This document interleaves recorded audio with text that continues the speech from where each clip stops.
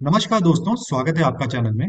चलिए आइए पता लगाते हैं हमारे 5 किलोवाट सोलर पावर सिस्टम में जनवरी में कितने यूनिट्स बनाए। एक grid tied solar power system कुछ इस तरीके से काम करता है। जब सूरज की रोशनी सोलर पैनल्स पे पड़ती है, वो इसको एब्जॉर्ब कर लेते हैं और बदले में इलेक्ट्रिसिटी जनरेट करते हैं। डायरेक्ट करंट वो बनाते हैं, जो कि इन्वर्टर से होता हुआ ऑल्टरनेटिंग करंट में बदल जाता है।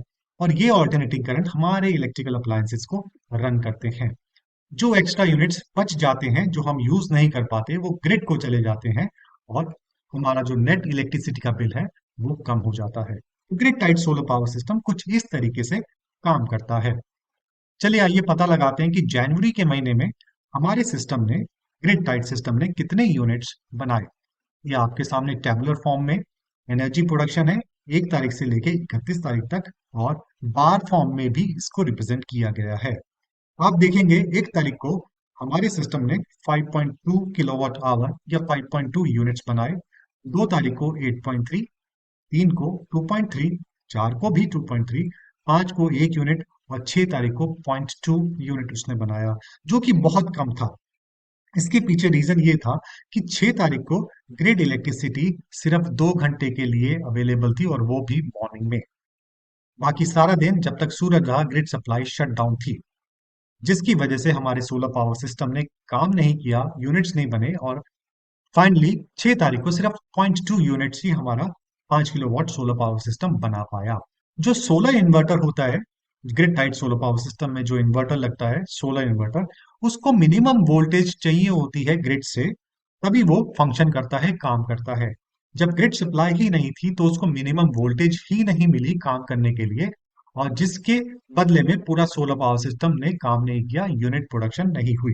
देखिए, जो क्वेश्चन है दिमाग में लोगों के ये रहता है कि ग्रिड सप्लाई जाने पे हमारा grid tied solar power system काम क्यों नहीं करता।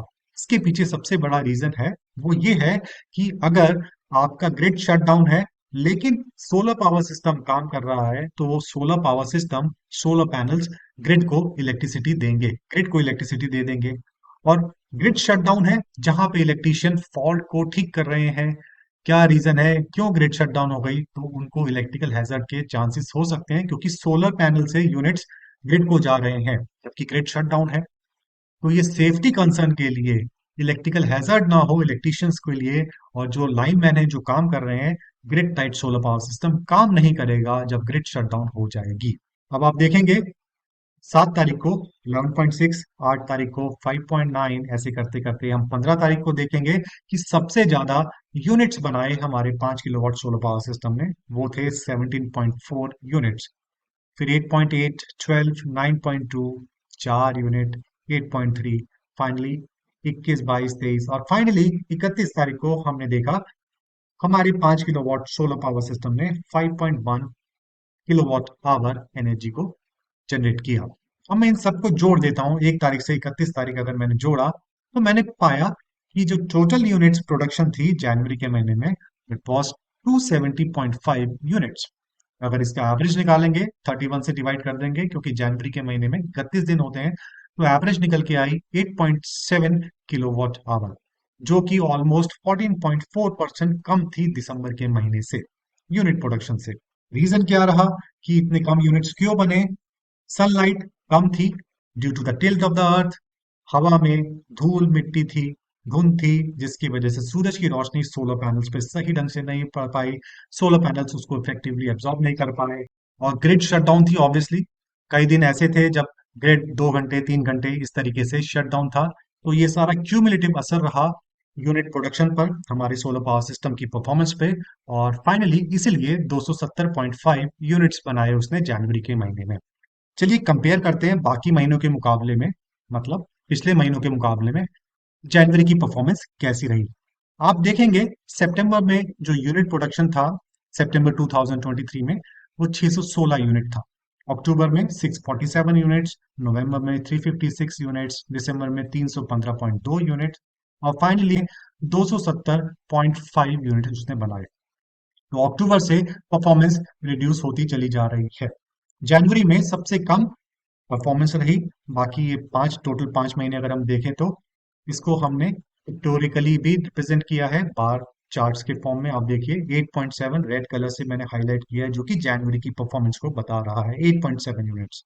मैं इतना मैं समझ रहा हूँ कि फरवरी में धूप अच्छी है, फरवरी में परफॉर्मेंस काफी अच्छी रहेगी दिसंबर और जनवरी के मुकाबले में, हमारे 5 किलोवाट सिस्टम की।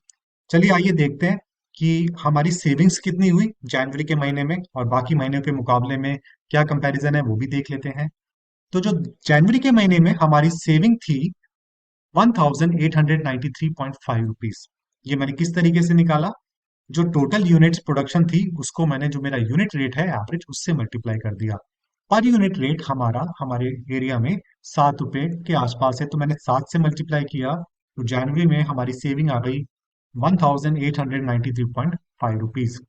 बाकी महीनों में अगर आप देखें, सितंबर में 4382 थी, अक्टूबर में 4529, नवंबर में 2492, दिसंबर में 2205 रुपए। तो जनवरी में सबसे कम सेविंग रही बाकी पांचों महीनों के मुकाबले में। तो इस तरीके से हमने देखा क्या परफॉर्मेंस थी जनवरी में, कितनी यूनिट प्रोडक्शन थी, कितनी सेविंग थी। अब इसको समराइज कर लेते हैं। सोलर यूनिट्स जनवरी के महीने में हमारी रही 270.5 किलोवाट आवर, जो कि 14.4% लेस थी दिसंबर के मुकाबले में। हमने लगभग 1893 रुपीज सेव किए जनवरी में। और इतनी कम प्रोडक्शन, इतनी कम सेविंग का जो रीजन था, because of the tilt of the earth, hedge in the air and the grid shutdown.